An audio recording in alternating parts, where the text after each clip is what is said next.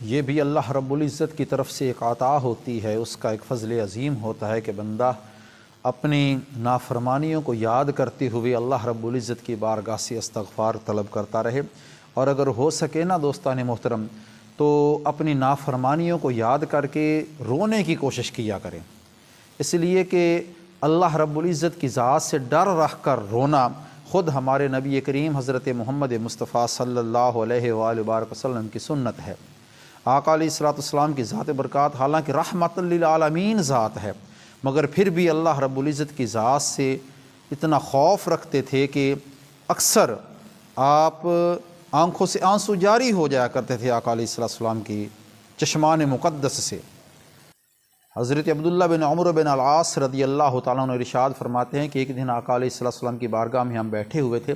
اور آقا علیہ الصلوۃ والسلام نے قرآن مجید فرقان حمید کی آیت کریمہ تلاوت فرمائی۔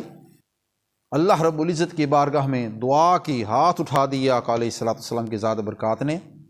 اور عرض کیا جو حضرت ابراہیم علیہ الصلوۃ والسلام نے اللہ رب العزت کی بارگاہ میں عرض کیا تھا، الہ العالمین ان بتوں نے ان کو بہت گمراہ کر دیا ہے، اور جو شخص میرا پیروکار ہوگا وہ میرے رستے پر ہوگا، اور جس نے میری نافرمانی کی تو الہ العالمین تو اس کو بخشنے والا بڑا مہربان ہے۔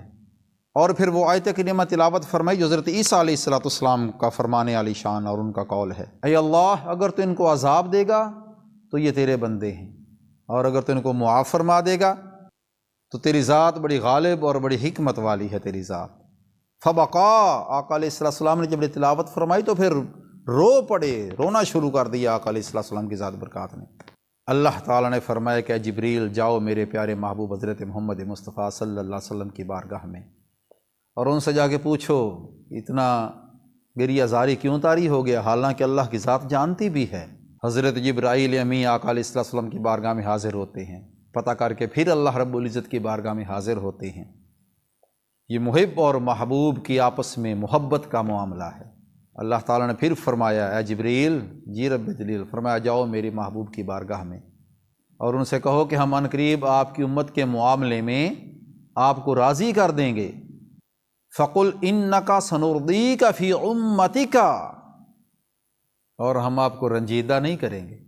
حضرت عبداللہ بن عباس رضی اللہ تعالیٰ عنہ روایت فرماتے ہیں کہ آقا علیہ السلام کی ذات برکات نے ارشاد فرمایا کہ دو آنکھیں ایسی ہیں جن کو دوزخ کی آگ بھی نہیں جلا سکتی۔ ایک وہ آنکھ جو اللہ رب العزت کا خوف رکھتے ہوئے رو پڑی، اور دوسری وہ آنکھ جو اللہ رب العزت کے رستے میں رات بھر پہرا دیتی رہی۔ اور حضرت معاویہ بن حیدہ رضی اللہ تعالیٰ عنہ ارشاد فرماتے ہیں کہ آقا علیہ السلام نے 3 آنکھوں کا ذکر کیا۔ تمنا کیا کریں، خواہش کیا کریں، چاہت کیا کریں کہ الہ العالمین کاش کہ ہماری آنکھیں بھی ان آنکھوں میں شامل ہو جائیں جو تیری رضا کی خاطر تیری ذات کے ڈر سے آنسو بہاتی رہتی ہیں۔ ایک آنکھ وہ آقا علیہ السلام نے ارشاد فرمائی جو اللہ رب العزت کی رضا کی خاطر رات بھر پہرا دیتی رہی، اور ایک وہ آنکھ جو اللہ رب العزت کی ذات کے ڈر سے روئی اور آنکھ سے آنسو بہہ نکلا،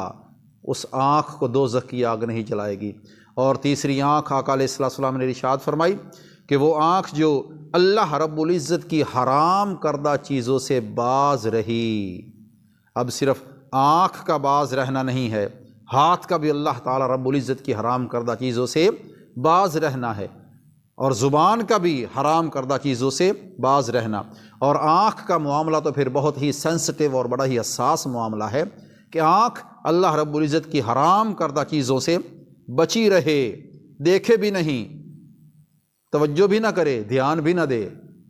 اس لیے کہ سارا معاملہ دیکھنے سے شروع ہوتا ہے۔ حضرت عبداللہ بن مسعود رضی اللہ تعالیٰ عنہ ارشاد فرماتے ہیں کہ آقا علیہ السلام کی ذات برکات نے ارشاد فرمایا جس مسلمان کی آنکھ سے مکھی کے سر کے برابر بھی پانی کا قطرہ نکلا، اللہ تعالیٰ کی ذات کے ڈر سے، اللہ کے خوف سے بندے کی آنکھ میں مکھی کے سر کے برابر بھی پانی بن گیا، پانی سم آیا، پانی نکلا، تو آقا علیہ السلام نے فرمایا اللہ رب العزت اس کو بھی دوزخ کی آگ سے محفوظ فرما دے گا۔ حضرت حیثم بن مالک رضی اللہ تعالیٰ عنہ ارشاد فرماتے ہیں ایک دن ہم آقا علیہ السلام کی بارگاہ میں بیٹھے ہوئے تھے، اور آقا علیہ السلام نے ہمیں خطبہ ارشاد فرمایا۔ اور جو ہی آقا علیہ السلام کے فرمان علی شان ہمارے کانوں سے ٹکرائے، ایک آدمی نے زارو قطار رونا شروع کر دیا۔ اللہ رب العزت کی ذات کا ڈر اس کے دل میں آیا ہوگا اور وہ شخص رونے لگ گیا۔ تو آقا علیہ السلام نے اس بندے کی طرف دیکھ کر ارشاد فرمایا، اگر آج تمہارے درمیان وہ مومن موجود ہوتے جن کے گناہ پہاڑوں کے برابر ہوں گے تو انہیں اس ایک شخص کے رونے کی وجہ سے اللہ رب العزت معاف فرما دیتا۔ اور یہ اس وجہ سے ہے کہ اللہ رب العزت کے فرشتے بھی اس کے ساتھ رو رہے ہیں، دعا کر رہے ہیں اللہ کی ذات کے ڈر سے، اور دعا کر رہے تھے کہ اے اللہ نہ رونے والوں کے حق میں رونے والوں کی شفاعت قبول فرما لے۔ بلکہ آقا علیہ السلام کی دعاؤں میں یہ دعا بھی شامل ہوتی تھی، عرض کرتے تھے الہ العالمین مجھے وہ آنکھیں عطا فرما جو تیری ذات کے ڈر سے رونے والی ہوں اور زور سے برسنے والی ہوں اور برستے آنسوؤں کے ساتھ روئیں اور تیرے عذاب سے خوف زدہ ہوں۔ حضرت زید بن ارقم رضی اللہ تعالیٰ عنہ ارشاد فرماتے ہیں کہ آقا علیہ السلام کی بارگاہ میں عرض کیا، ایک شخص نے عرض کیا یا رسول اللہ صلی اللہ علیہ وسلم میں دوزخ کی آگ سے کیسے بچ سکتا ہوں؟ تو آقا علیہ السلام نے فرمایا اپنی آنکھوں کے آنسوؤں کے ذریعے سے تو دوزخ کی آگ سے بچ سکتا ہے، اس لیے کہ جو آنکھ اللہ تعالیٰ کے ڈر سے رو پڑی اللہ تعالیٰ اس کو دوزخ کے خوف سے محفوظ فرما دیتا ہے۔ حضرت ابو ہریرہ رضی اللہ تعالیٰ عنہ بیان کرتے ہیں آقا علیہ السلام نے ارشاد فرمایا قیامت کے دن ہر آنکھ رو رہی ہوگی، قیامت کے دن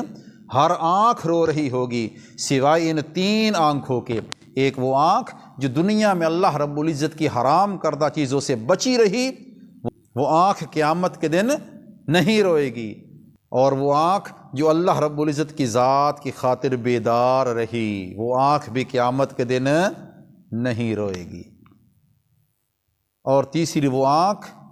جس میں اللہ کی ذات کے ڈر سے آنسو نکلا چاہے وہ مکھی کے سر کے برابر بھی ہو، وہ آنکھ قیامت کے دن نہیں روئے گی۔ حضرت علی شیر خدا کرم اللہ تعالیٰ وجہ الکریم جب نماز ادا فرماتے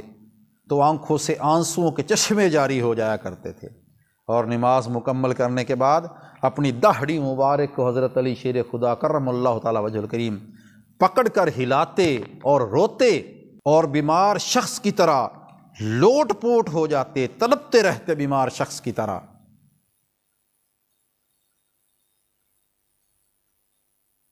اور انتہائی غمگین آدمی کی طرح روتے رہتے یہاں تک کہ صبح ہو جاتی تھی۔